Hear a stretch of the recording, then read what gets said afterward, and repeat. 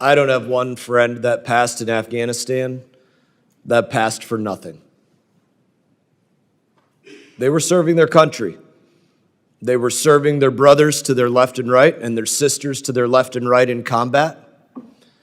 They were serving causes they considered to be bigger and more important than themselves. I did not lose my legs for nothing in Afghanistan.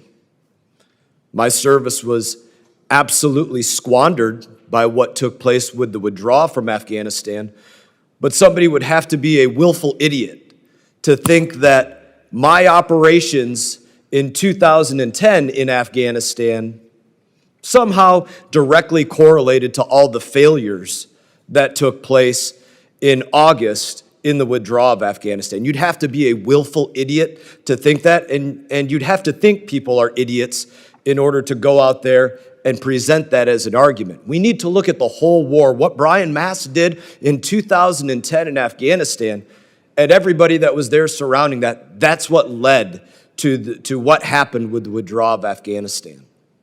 My colleagues want you to think that that's what we need to be looking at. It's just simply not true. The fact of the matter is, the contempt of Secretary of State Antony Blinken exists because he does not put a priority on being present for important activities. Where was he during this catastrophic withdrawal from Afghanistan? He was vacationing in the Hamptons. That's where he was. Where was he when province after province of Afghanistan was falling? He was vacationing in the Hamptons. Where was he when he should have been looking at what's going to take place if all of the individuals in the embassy need to be evacuated? What plan are we doing to conduct getting them out of there? He was vacationing in Afghanistan, or not in Afghanistan. I wish he was in Afghanistan paying attention. He was vacationing in the Hamptons. What was he doing when people were hanging off the wings of aircraft, thinking about how they might get out of Afghanistan? He was vacationing in other places like the Hamptons. When you look at a situation where it should have been all hands on deck, every person spending every minute of the day, giving every bit of their focus to what would be the largest military and State Department operation in decades, and you think about the fact that the Secretary of State was on vacation, it makes you not wonder as much why what happened with the withdrawal happened with the withdrawal.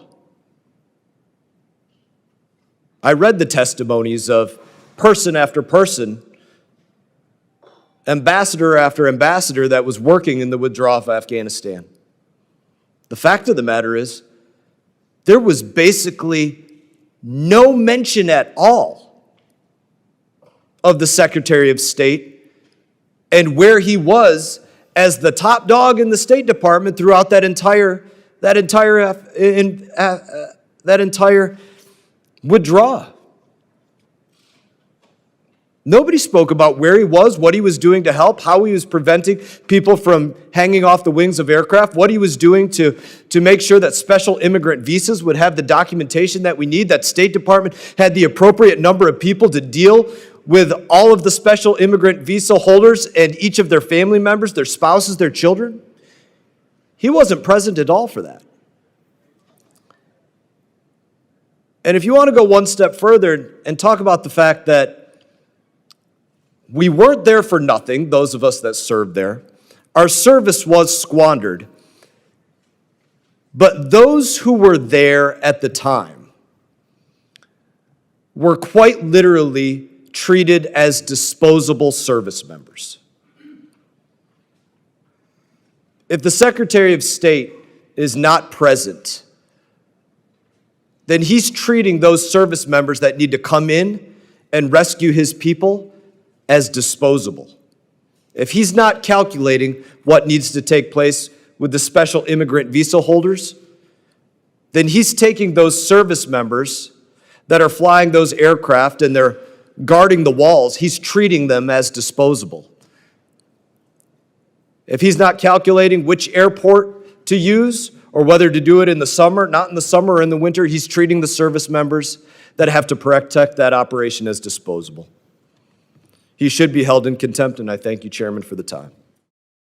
Hey everyone, thank you for watching this video. If you enjoyed the video, please click like and subscribe. I will be back on YouTube with more exclusive content, so stay tuned.